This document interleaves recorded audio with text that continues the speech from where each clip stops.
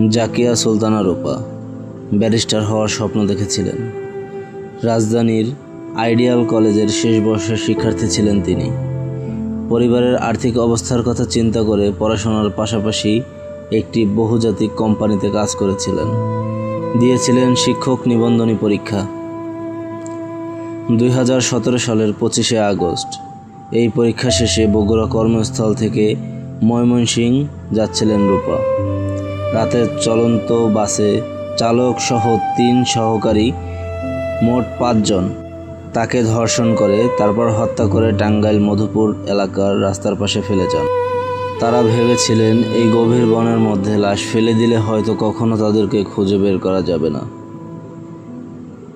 কিন্তু পুলিশ এই অপরাধের খবর পাওয়ার সাথে সাথেই তৎপর হয়ে ওঠে।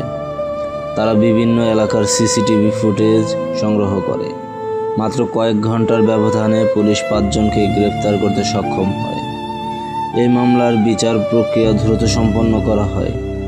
ঘটনার মাত্র কয়েক মাসের মধ্যেই টাঙ্গাইল নারী ও শিশু নির্যাতন দমন ট্রাইব্যুনাল আসামিদের মৃত্যুদণ্ড প্রদান করেন। এই ঘটনাটি দেখায় যে অপরাধী যতই চালাকি করুক না কেন, ন্যায় বিচার তাদেরকে খুঁজে বের করবেই।